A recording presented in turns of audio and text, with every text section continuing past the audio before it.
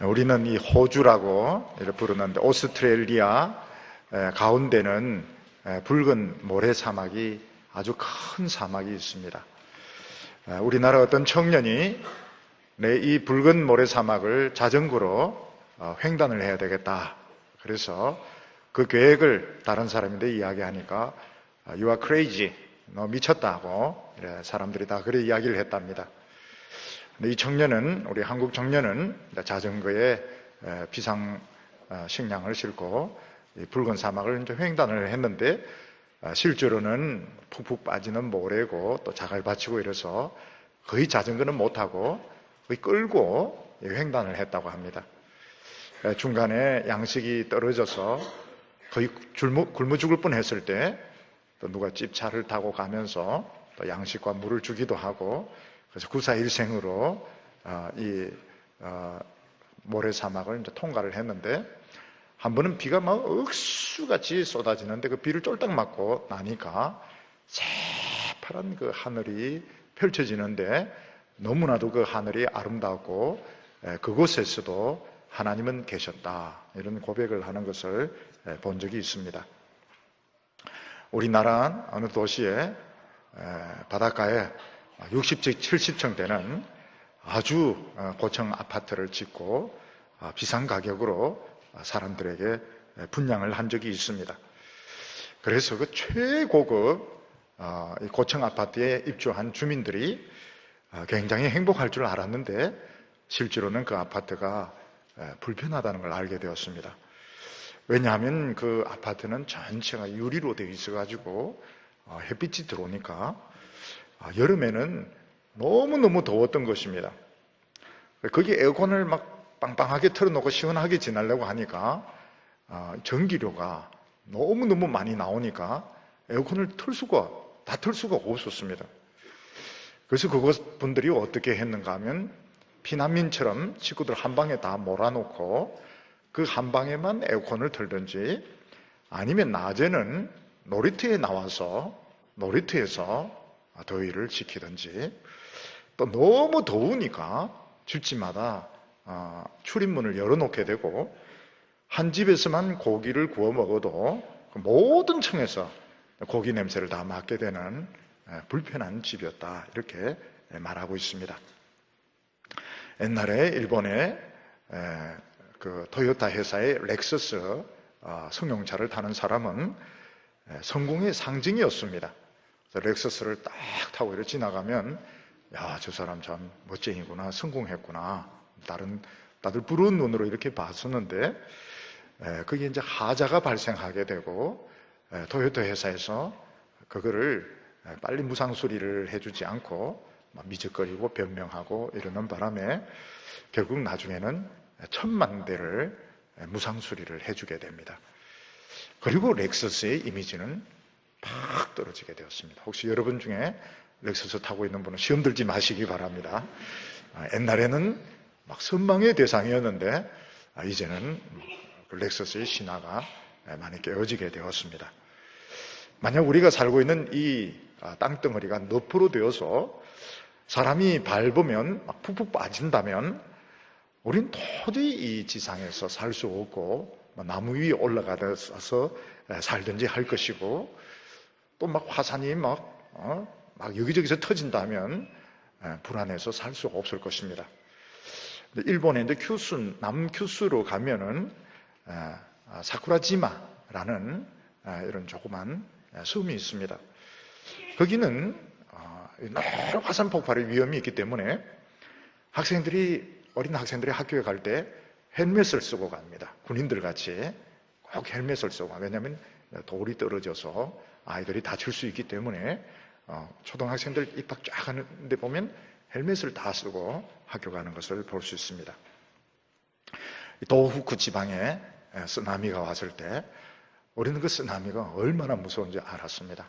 영화 해운대에서는 파란 물이 들어오면 파란 물 절대로 아닙니다. 시커먼 물이 자동차, 배, 쓰레기는 다 몰고 들어오는데 우리는 이 쓰나미가 10m 물벽에 한 번 치는 줄 알았습니다. 계속 들어오는 겁니다. 계속. 엄청난 쓰레기를 몰고 이 바닷물이 계속 들어오는데 결국 도시들 이런 거 다 묻혀버리는 것을 본 적이 있습니다. 근데 그거로 끝나는 게 아닙니다. 쓰나미로 한번 덮치고 난 뒤에는 눈이 옵니다. 눈이 와서 사람들이 많이 추위에 떨게 되고 그 뒤에는 원전이 폭발하면서 방사능이 퍼지게 됩니다.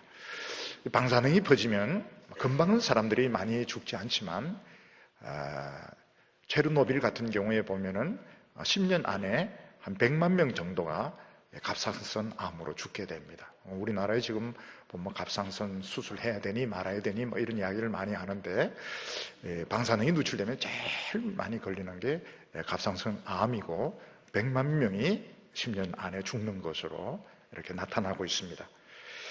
그때 동경 시내에도 지진이 일어났습니다. 그래서 그 현장에 있었던 사람들 말 들어보면 이 아스팔트 바닥이 막 파도처럼 이렇게 물결이 치고 건물들이 막 움직이는데 굉장히 무서웠다고 이야기를 합니다. 어떤 레스토랑에는 손님들이 식사하다가 전부 도망쳐 다 나갔는데 그 뒤에 전부 다 와서 계산을 다 하더라는 것입니다.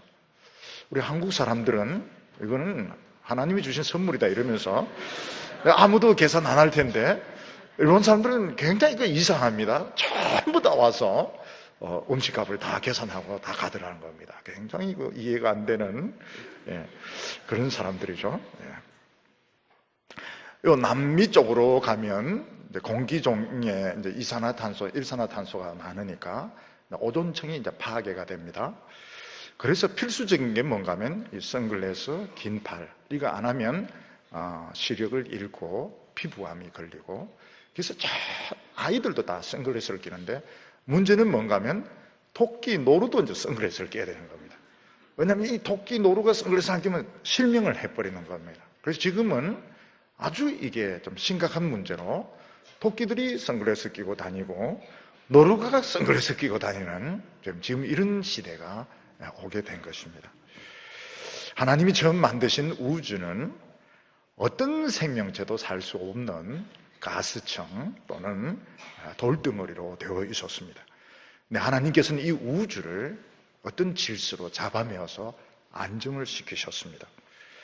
그리고 특히 이 지구를 아주 안전한 곳으로 하나님께서 이렇게 만드셨습니다.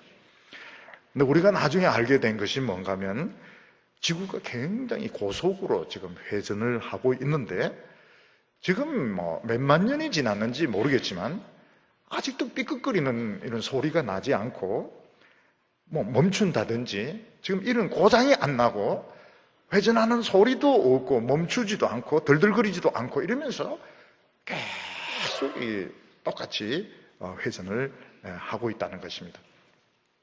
오늘 성경 말씀을 보면 하나님께서 이 지구에 멋진 이런 조명장치를 하시고 또 하나님께서 이 세상에 아주 많은 이런 곤충들, 새들, 물고기들을 만드신 것을 말씀하고 있습니다.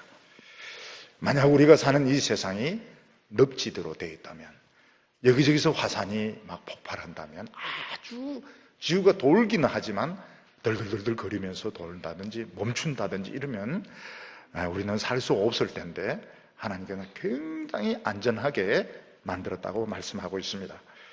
오늘 첫 번째로 우리가 보게 되는 것은 하나님은 이 지구에 멋진 이 조명 장치를 만드셨다 하는 것입니다. 오늘 말씀 14절과 15절을 보면 하나님이 가라사대 하늘의 궁창에 광명체들이 있어 낮과 밤을 나뉘게 하고 그것들로 징조와 계절과 날과 해를 이루게 하라. 또 광명체들이 하늘의 궁창에 있어 땅에 비치게 하라 하시니 그대로 되니라. 하나님께서 넷째 날에 하신 것은 하늘에 큰 조명 장치를 해서 낮에도 비추시고 밤에도 비추시고 조명 장치를 한 것입니다. 그런데 우리가 보면 이미 첫 번째 날에 하나님이 빛이 있어라 이렇게 해서 우주에 어떤 빛이 있었는데 또 네 번째 만드신 태양과 달은 무엇인가 하는 것입니다. 첫째 날에 만든 이 빛은 정상적인 그런 빛이 아닌 것입니다. 예를 들어서 큰 이 아파트 공사를 할 때 보면 조명 장치는 맨 나중에 답니다. 그렇지만 기술자들은 밤에도 공사를 해야 되기 때문에 전기선을 끌고 와가지고 비정상적인 방법으로 불을 많이 밝혀 놓습니다. 그래서 밤에도 일을 할 수 있도록, 밤에도 안전할 수 있도록. 근데 그 불들은 정상적인 불이 아닌 것입니다. 나중에 인테리어를 다 하고 나서는 조명 장치를 하게 되고, 그리고 이제 거기 스위치 같은 거 다 달고 나서는 그 임시로 가설했던 전기나 전등을 다 철수를 하게 됩니다. 마찬가지로 하나님께서 첫 번째 날에 만드셨던 그 빛은 이런 정상적인 빛이 아닙니다. 임시로 하나님께서 가설해 놓으신 그런 빛이고, 하나님께서 태양과 달을 만드신 뒤에는 그 빛을 철수해 버리셨습니다. 비치지 않도록 꺼버리셨든지 철수를 해서 사실은 그 빛이 있는데 비치지 않도록 하셨습니다. 그리고 우리 인간의 눈에는 조명장치, 완전한 조명장치, 태양과 달과 별들만 보이지만 사실은 이 이전에 하나님의 그 에너지, 빛이 있었던 것입니다. 큰 빌딩을 지을 때 철근과 콘크리트로 짓습니다. 그러나 다 짓고 난 뒤에는 그 철근과 콘크리트는 보이지 않도록 그 안을 인테리어로 종이나 나무나 이런 거로 완전히 감싸서 철근과 콘크리트는 보이지 않습니다. 마찬가지로 우리가 이 세상을 보면 하나님의 기적 능력은 안 보입니다. 전부 자연 법칙만 이렇게 눈에 띄고, 그 자연 법칙이 뭔가 하면 인테리어인 겁니다. 근데 그 뒤에는 바로 하나님의 능력이 있습니다. 하나님께서, 예수님은 뭐라고 말씀하셨는가 하면, 하나님은 악인과 선인 모두에게 해가 비치게 한다, 이렇게 말씀하셨습니다. 태양과 또 이런 비를 통해서 하나님이 늘 우리에게 사랑한다, 내가 너를 지켜준다, 이런 편지를 보내고 있는 것입니다. 신랑이 이제 결혼해서 출근을 했는데 부인이 도시락을 이렇게 싸줍니다. 도시락을 탁 펼쳐보니까 안에 여보 사랑해요, 오늘도 열심히 일하세요. 신혼 때는 다 그런 편지를 씁니다. 안 쓰는 사람 없습니다. 미친 사람 말고는 다 이 사랑의 편지를 다 씁니다. 굉장히 행복하죠. 굉장히. 계란 다 덮어놓고 사랑 하트 모양으로 계란을 다 이렇게 해놓고 여보 사랑해요, 열심히 일하셔요, 이러면은 굉장히 마음이 뿌듯하게 되는 것입니다. 하나님께서는 태양과 달과 별들과 이런 그 비와 바람을 통해서 내가 너희들을 사랑한다. 얼만큼 사랑하니까 하늘만큼 땅만큼 너희들을 사랑한다. 이렇게 두려워하지 말고, 우리 청년들 두려워하지 말고 열심히 세상을 살아라. 하나님께서는 태양을 통해서, 바람을 통해서, 비를 통해서 이런 사랑의 표현들을 계속하고 있는 것입니다. 하나님께서는 조명 광채를 큰 걸 2개를 만드셨는데 16절에 하나님이 2 큰 광명체를 만드사 큰 광명체로 낮을 주관하게 하시고 작은 광명체로 밤을 주관하게 하시며 또 별들을 만드시고. 처음 우리 인간들은 왜 태양이 똑같이 동쪽에서 서쪽으로 뜨는지 이해를 못했습니다. 정상적으로 한 번 동쪽에서 뜨면 한 번 서쪽에서 뜨고 이래야 되는데 어떻게 동쪽에서 떴는데 또 동쪽에서 또 뜨는지 이걸 이해를 못했습니다. 그래서 그리스 신화에서는 태양이 이렇게 동쪽에서 서쪽으로 오는데 빨리 다른 구멍을 통해서 동쪽으로 이동한다고 생각했습니다. 나중에 보니까 지구가 돌고 있는 것입니다. 놀라운 것은 어떤 에너지가 이 지구를 돌리고 있는지, 그리고 이렇게 도는데 왜 어지럽지 않은지, 왜 이 도는데 이 소리가 나지 않는지 우리 인간들은 이해를 못하는 것입니다. 이 모든 것들을 하나님 빈틈없이 만들어요. 덜덜덜덜 거린다든지 돌다가 선다든지 이런 일 없도록 하나님은 정교하게 이 지구를 만드신 것입니다. 여기 주관한다 하는 것은 지배한다, 다스린다는 뜻을 가지고 있습니다. 큰 광명체 태양은 우리 인간의 이런 모든 활동을 지배를 합니다. 그래서 태양 밑에서 식물들은 자라고 태양 밑에서 인간들이나 짐승들은 활동을 하고 태양이 없어지면 다 잠을 자야 되는 것입니다. 근데 밤에는 너무 캄캄하면 안 됩니다. 밤에 캄캄하면 구덩이에 빠지기도 하고 집도 못 찾아오고 이러니까 밤에는 좀 희미한 이런 조명을 두셔서 화장실에 가도 빠지지 않도록 또 집에 찾아올 수 있도록 또 사람 윤곽은 희미하게 알아볼 수 있도록 이렇게 희미한 광명체를 두셨던 것입니다. 모든 인간과 짐승은 자야 됩니다. 밤이 되면 자야 됩니다. 왜냐하면 피조물이기 때문에 자야 되는 겁니다. 우리 인간들은 안 자려고 막 밤에 이런 전기장치를 통해서 막 대낮처럼 환하게 밤 늦도록 커피 마시고 밤 늦도록 돌아다닙니다. 그러나 인간은 꼭 자야 됩니다. 잠을 자지 않고 계속 잠을 자지 않으면 어떻게 됩니까?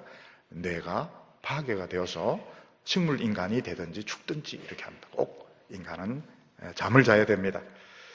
근데 사람은 잠을 자는 동안에는 아무것도 할 수가 없습니다. 사람은 잘 때 보면 죽은 것처럼 자고 어떤 사람들은 청소년들은 정말 업어가도 모를 정도로 정신없이 잡니다. 옛날에 어떤 원주민들은 자는 사람을 옮기지 않았습니다. 왜냐하면 자는 동안 영혼이 나간다고 생각하기 때문에 사람을 옮기면 영혼이 못 찾아오는 것입니다. 그래서 자는 사람을 옮기지 않았다고 이야기를 합니다. 옛날에 보면 아무리 왕이나 장군들도 자야 되고 자는 동안에 암살을 당하는 경우가 많았습니다. 우리 인간들은 정말 자기 자신을 지킬 수 없는, 하나님에게 자기 자신을 맡길 수밖에 없는 그런 순간이 있습니다. 그게 뭔가 하면 자는 시간입니다. 자는 시간에 하나님은 우리를 지켜주신다는 표시로 달이 뜨는 것입니다. 이 달을 나타내는 루너틱이라고 하는 것은 영어로 미쳤다는 뜻입니다. 옛날 사람들은 밤에 달을 보면서 미친다고 생각했습니다. 밤에는 귀신들이 활동한다고 생각했습니다. 밤이 굉장히 두려운 시간이었습니다. 우리 예수 믿는 사람은 밤에도 하나님이 지켜주신다는 것을 믿기 때문에 우리는 편안하게 잠을 잘 수가 있습니다. 하나님께서는 수많은 별들을 만드셔서 밤이 두렵지 않게 하셨습니다. 오히려 수많은 별들이 나타나는 밤이 더 아름다울 수가 있습니다.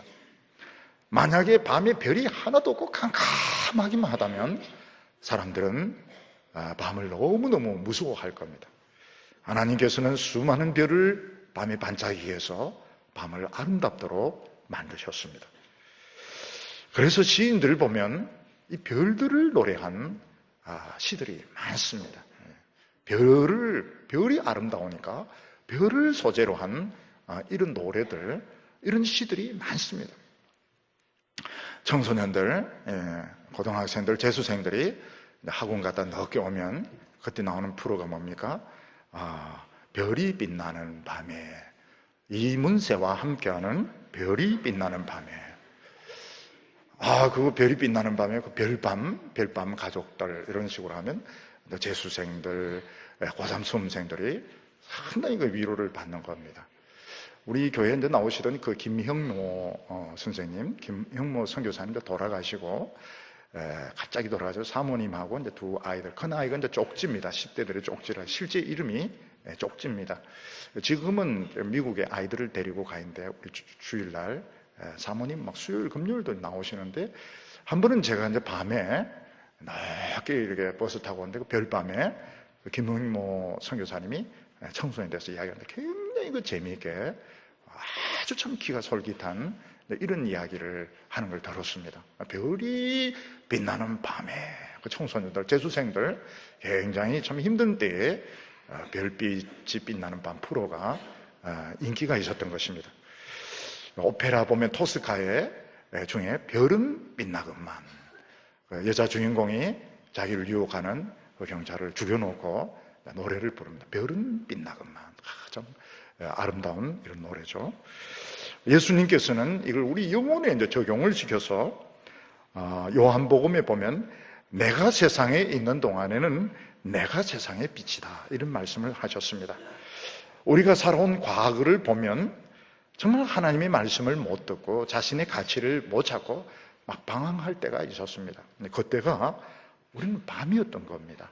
밤이었고 우리가 참 어디로 가는지, 왜 살아야 되는지, 내가 누군지 정신이, 남이 뭐 술 마시자면 같이 술 마시고 막 방황하고 막 돌아다니는 미친 짓 하는 그때가 우리에게는 밤이었던 것입니다.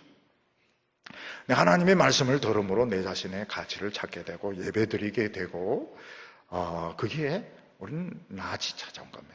이제는 더 이상 밤을 두려워할 필요가 없습니다. 하나님 빛 가운데 걸어가면 되는 것입니다.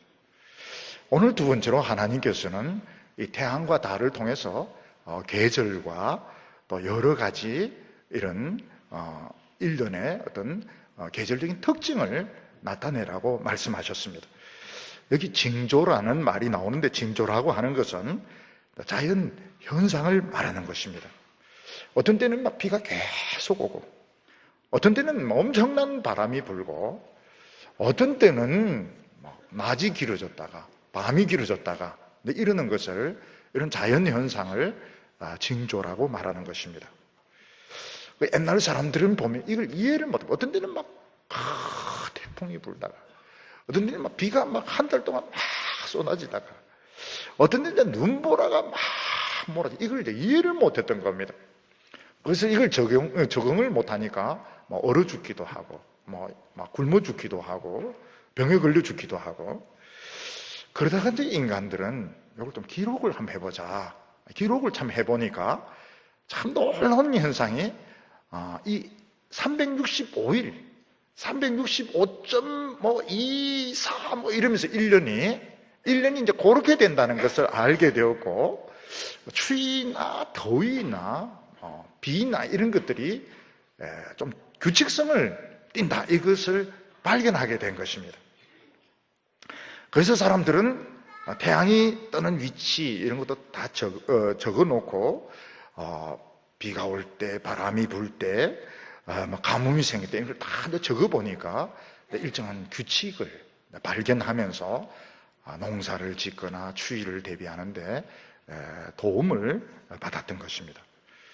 우리나라 사람들은 이제 음력, 루나 캘린더, 음력이 이걸 참 잘 나타냅니다. 양력도 양력이지만 음력을 통해서 우리나라 사람들은 자연의 이런 변화들을 잘 적응을 관찰을 했습니다. 동지는 물론 이 양력입니다. 양력. 동지는 양력인데 밤과 낮의 길이가 똑같은 것입니다. 그러면 동지를 지나면 이 낮이 점점 길어지게 되는 겁니다.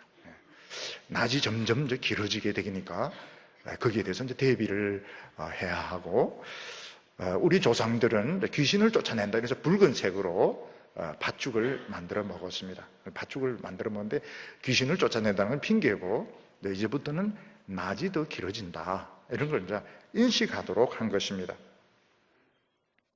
대한이 되고 소한이 되면 어떻습니까?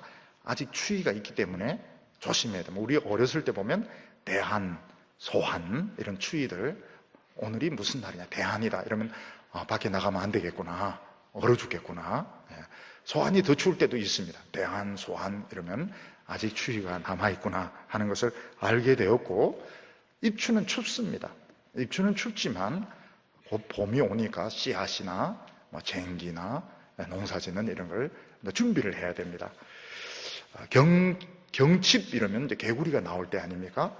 그럼 이제 땅이 이제 벌써 부드러워질 때니까 쟁기질이 되는 겁니다. 이제부터는 농사를 시작해야 되는 것입니다. 그리고 우리나라 여름에 이제 초복, 말복, 이때는 굉장히 더울 때입니다. 초복, 말복 이럴 때 더울 때는 땀으로 기름기가 많이 빠져나가니까 전국적으로 닭과 개를 이제 작사를 내는 이런 이제 일이 일어나야 됩니다. 수만 마리의, 수십만 마리의 닭과, 숫자를 헤아릴 수 없는 이런 개들이 희생을 당하게 되는데, 이 개들도 복날이 오면 굉장히 긴장한다 그래요. 그래서 친구들과 꼭 우리 살아남자, 올여름 복날을 우리 꼭 견디자, 뭐 이런 약속들을 서로 한다고 그럽니다.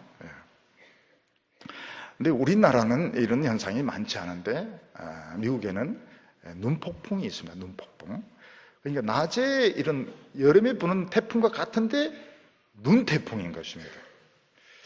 옛날 책들 보면 눈 태풍이 불면 이 들소들이 이제 입김에 다 얼어붙어 버립니다.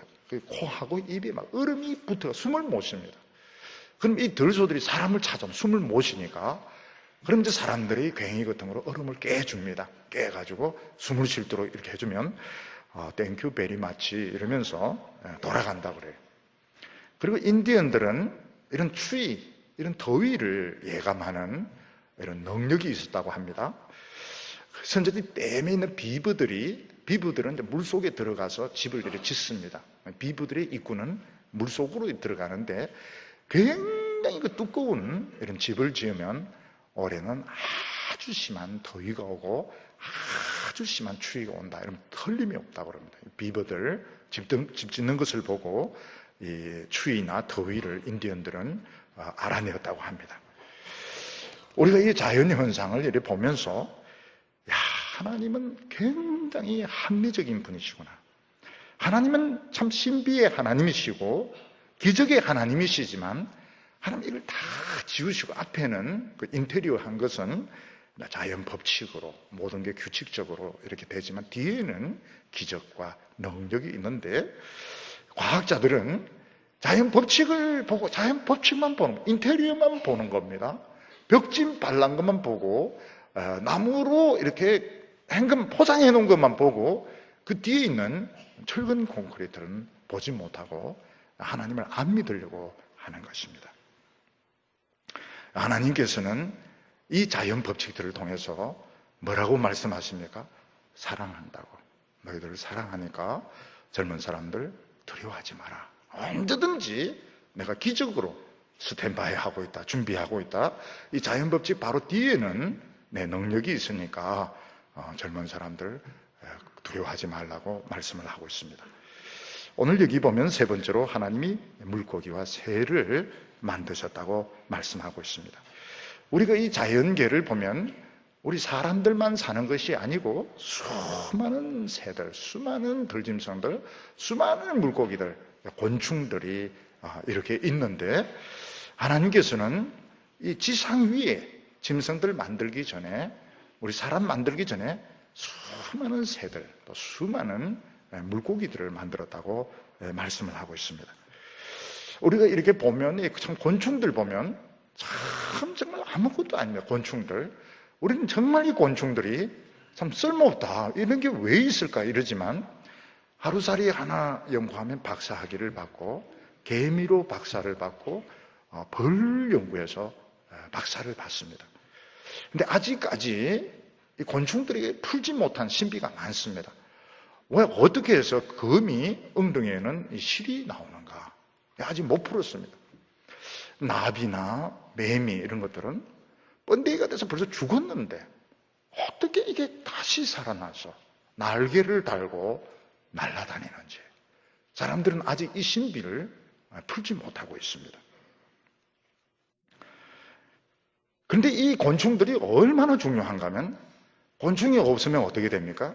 이 식물들 수정이 안 됩니다. 그래서 그 해는 열매를 얻을 수가 없습니다. 곤충들, 이 수많은 곤충들이 꽃이란 꽃은 다 돌아다니면서 이 수정을 맺어주기 때문에 열매가 맺히는 것이고, 곤충이 없으면 농사는 망치는 것입니다. 또 아프리카에 가면은 한꺼번에 더우니까 수억 마리의 하루살이나 곤충들이 막 돌아다닙니다. 그런데 이 곤충들이 뭔가 하면 새들의 먹이가 되는 것입니다. 새들은 하나님이 그 수많은 새들을 먹이신다 이러는데, 그 먹이 중에 육식이 뭔가 하면 곤충들인 겁니다. 새들은 입만 싹 벌리고 통과하면 저절로 안에 자기들 부페입니다. 부페. 곤충들이 막 들어가서 먹게 되는데 이 수많은 수억 마리의 곤충들이 없으면 새들도 굶주리게 되는 것입니다. 아기들 보면 어린 아이들하고 같이 놀아주는 것이 참 어렵습니다. 아이들은 쉽게 실정을 내고 쉽게 이렇게 하기 때문에 아이들하고 계속 새로운 프로그램을 만들어서 놀아준다는 것이 사실은 굉장히 어렵습니다. 근데 아이들을 이제 동물원에 데리고 가거나 동물 만화나 영화 보여주면 애들이 실증을 내지 않습니다. 왜냐하면 이 짐승 세계는 캐릭터가 뚜렷합니다. 사자는 꼭 사자같이 생겼습니다.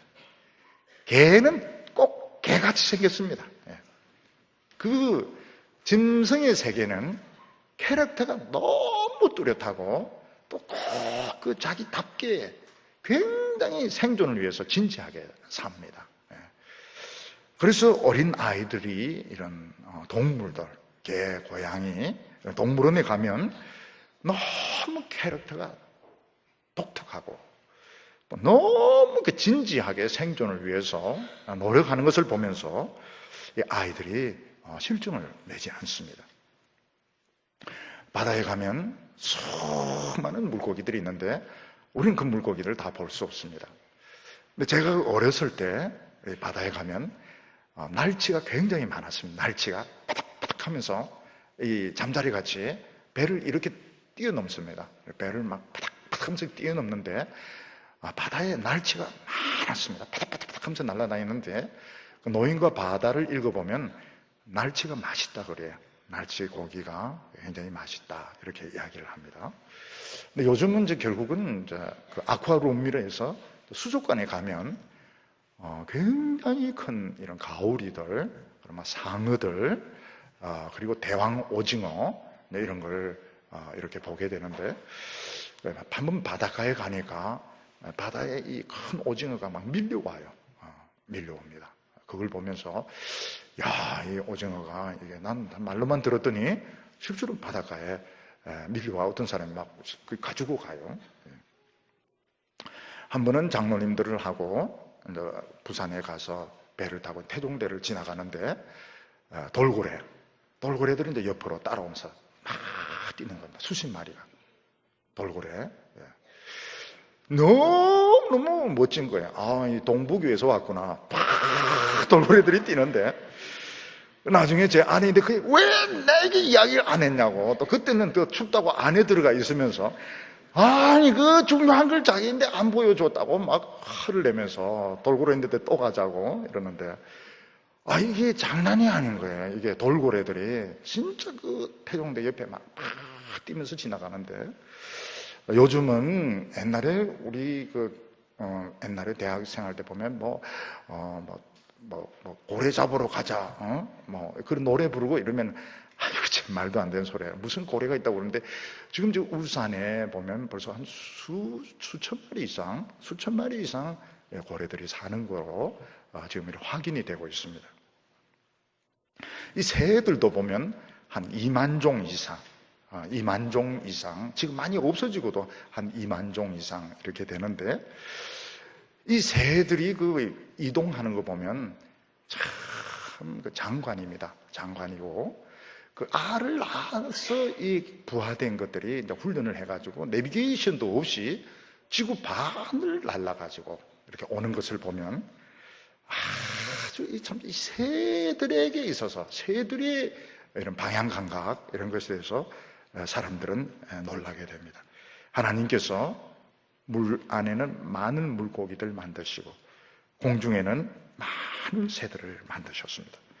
근데 새들 중에서 막 심장마비로 날아가다가 심장마비 이러면서 떨어지는 거 없어요. 예수님은 하나님의 허락 없이는 참새 한 마리도 땅에 떨어지는 법이 없다 이렇게 말씀하셨고 예수님께서는 너희들이 먹을 것이 없으면 공중에 나는 새를 보라고 말씀하셨습니다. 우리 안 믿는 사람들이 새를 보면 어떻게 저걸 잡아먹을까 이런 생각하지만 우리 예수 믿는 사람들은 새들이 설교를 합니다.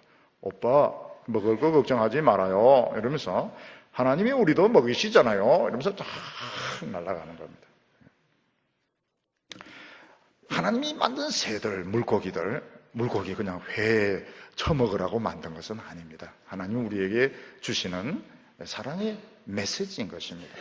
많은 물고기들, 많은 새들 내가 먹여 살리는데 너희들 왜 그렇게 죽자 살자 먹는 거 가지고 그래 걱정하느냐. 걱정하지 말고 너 자신이 그냥 아름답게 되라. 내가 다 책임져 줄게. 이런 사랑의 메시지인 것입니다. 우리는 이 까마귀를 좋아하지 않습니다. 까마귀는 또 색깔도 좀 감고 음성이 좀 안 좋아요. 음성 자체가 목시인 것 같이 좋지 않습니다. 근데 성경은 까마귀를 참 좋게 평가합니다. 엘리야를 이렇게 먹을 것을 공급해 준 새가 까마귀입니다. 일본 사람들이 깨달은 것이 뭔가 하면 이 까마귀가 사람 얼굴을 기억한다는 걸 알게 됐다는 겁니다. 어떤 사람이 까마귀를 보고 돌을 던지니까 그놈이 돌을 물고 있다. 그 사람 나올 때 딱 떨어뜨리더라는 것입니다. 그러면서 까마귀가 머리가 나쁜 줄 알았더니 까마귀가 머리가 나쁘지 않다고 안면 인식 능력이 있구나 하는 것을 알게 되었습니다. 근데 이 짐승들, 이 새들에게 불행할 때가 언젠가 하면 우리 인간들이 범죄할 때는 우리 인간들이 대표이기 때문에 그냥 무더기로 죽는 겁니다. 그래서 새들, 물고기들이 제일 행복할 때가 언젠가 하면 우리들이 신앙생활 잘할 때 그때가 제일 행복하고 인간이 타락하면 이런 짐승들도 무더기로 죽게 됩니다. 근데 이 동물의 세계는 참 놀라운 것이 뭔가 하면 열등감이 없다는 겁니다. 또 자살을 하는 게 없어요. 참 이 하마 같은 경우에 보면 입만 크고 엉덩이 크고 몸매로는 정말 참 이 하마는 좀 못생겼는데 열등감은 없습니다. 큰 입을 쫙 벌리가 키스 쫙쫙 하면서 자기들이 최고인 줄 알아요. 악어도 보면 피부가 얼마나 우둘두둘한지 모릅니다. 그렇지만 피부 때문에 악어가 자살한다든지 절벽에서 뛰어내려가 죽는다든지 이런 거 없어요. 짐승들은 열등감이 없습니다. 사람들만 열등감이 있어요. 사람들만 열등감이 있습니다. 열등감을 가질 필요가 없습니다. 열등감 가질 필요가 없습니다. 짐승들 키우면 어떻습니까? 우울증에 걸릴 시간이 없습니다. 아침 되면 닭들 모이 달라고, 개 밥 달라고 막 소리 지르는데 굉장히 바쁘고요. 숲은 잠들지 않습니다. 너무 많은 곤충들이 밤새도록 울기 때문에 숲은 잠시도 쉬지 않습니다. 모든 것이 살아있고, 모든 것이 활동적이고, 모든 것이 진지합니다. 하나님께서는 우리에게 뭐라고 말씀하십니까? 너희들만 사는 게 아니라 이 세상은 너만 사는 곳이 아니라는 겁니다. 사람들은 나만 힘들다. 내 마음은 아무도 몰라줘. 이런 생각을 하는데 하나님께서는 그렇지 않다는 겁니다. 너희들에게 많은 친구들이 있고 그 많은 새들과 많은 물고기들은 하나님이 우리에게 보내신 사랑의 편지인 것입니다. 근데 여기 보면 하나님께서 종의 한계를 정해서 종이 변질되지 못하도록 만드신 것입니다. 하나님께서 그렇게 만드시지 않으셨더라면 이 종이 뒤섞여 가지고 하마하고 기린하고 뒤섞이고 여러 가지 변종들이 만들어지게 되었을 것입니다. 근데 가끔 보면은 다리가 5개인 송아지가 나오면 그건 다 죽습니다. 금방 죽습니다. 왜냐하면 이런 것들은 안정적이지 못하기 때문에 생존이 안 되는 것입니다. 하나님께서는 이 종의 한계를 정함으로써 아무리 약한 이런 짐승들, 동물들도 살 수 있는 권리를 주셨습니다.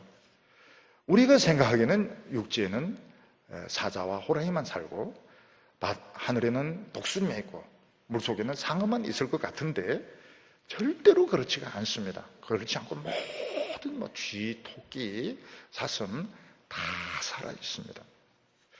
이것은 하나님은 이 세상은 강한 자의 것이 아니라는 것입니다. 이 세상은 하나님의 것이고 강한 자가 약한 자를 몰아낼 권리가 없습니다. 직장에서 강한 자가 약한 자를 쫓아낼 권리가 없습니다. 모두 다 살 권리가 있는 것입니다. 우리는 때때로 취직이 안 되고 또 직장을 잃어버리면 나는 이 세상에 살 자격이 없는가 보다. 내 같은 이런 힘없는 사람은 여성들 중에서 보면 굉장히 약한 사람들, 또 형제들 중에서도 보면 약한 사람들, 병을 가진 사람들, 내가 정말 이 세상에서 살아남을 수 있을까? 하나님께서는 모두가 살 수 있도록, 하나님은 이 세상은 강한 자의 세상이 아니라는 것입니다. 약한 자도 얼마든지 귀한 존재이고 행복하게 살 권리가 있다. 그래서 하나님은 수많은 그런 짐승들, 새들 전부 다 살도록 만들어 주셨던 것입니다. 얼굴이 잘생긴 사람도 한 사람이고 또 잘생기지 못했다고 생각하는 사람도 귀한 사람이고 공부를 잘하는 사람도 그냥 한 인간이고 조금 못한다 하더라도 아주 귀중한 생명을 가지고 있는 사람들입니다. 키가 큰 사람도 행복할 권리가 있지만 또 좀 작은 분도 얼마든지 행복하게 살 수 있고 직장 없는 분들도 얼마든지 행복하게 살 수 있도록 하나님께서 만드셨습니다. 그래서 오늘 하나님이 나에게 보낸 편지를 읽으시기를 바랍니다.